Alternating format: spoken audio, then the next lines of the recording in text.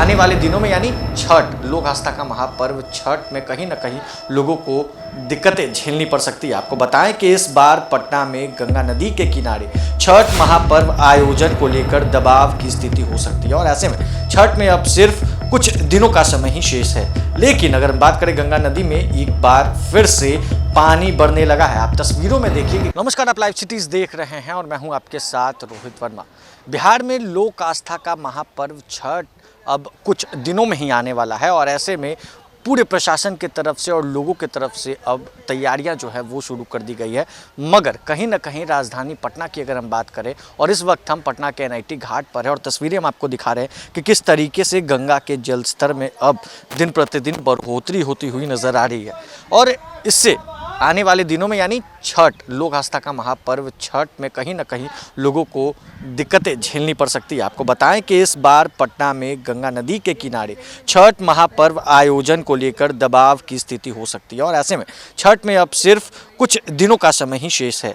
लेकिन अगर हम बात करें गंगा नदी में एक बार फिर से पानी बढ़ने लगा है। आप तस्वीरों में देखिए कि किस तरीके से जो पानी का बहाव है वो कितने तेजी तरीके से बहता हुआ पानी नज़र आ रहा है और तस्वीरें पटना के NIT घाट से हम आपको दिखा रहे हैं।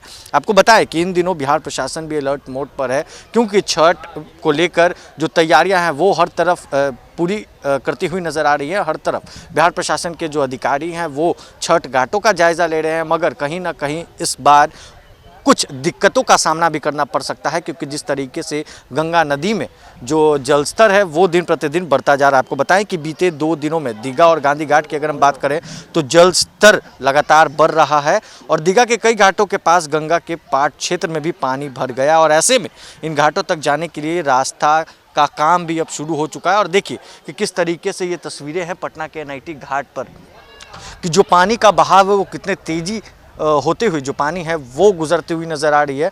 और सीढ़ियाँ की अगर हम बात करें तो देखिए कि किस तरीके से मेरे पीछे जो सीढ़ियाँ हैं वो भी आधी डूबी हुई हैं। कहीं ना कहीं आने वाले पर्व यानी छठ, जिसका हर किसी को इंतज़ार होता है, उसमें कुछ ना कुछ दिक्कत तो ज़रूर होती हुई नज़र आएगी। अगर ये जल स्तर अगर कुछ दिनों में कम नहीं हुआ तो आने वाले दिनों में ज़रूर छठ में कुछ दिक्कत हो सकती है लोगों को। जो छठ पर्व पर जो लोग छठ घाट के किनारे आते हैं अर्घ देने के लिए सूर्य भगवान को, उनको कुछ ना कुछ दिक्कतों का सामना करना पड़ सकता है। मगर बिहार प्रशासन भी अलर्ट मोड पर है और साथ ही साथ हम आपको एक और तस्वीरें दिखाएंगे कि जो स्केल है वहाँ पर किस तरीके से जो जल स्तर है वो मापा जा रहा है। देखिए ये स्केल पर आप तस्वीरें देख पा रहे होंगे इस वक्त अपने स्क्रीन पर कि किस तरीके से जो वाटर लेवल है वो 40 के ऊपर जा चुका है और अब 50 पहुंचने वाला है। कहीं ना कहीं जो डेंजर लेवल है उसे गंगा नदी जो है राजधानी पटना के NIT घाट पर वो छूने वाला है।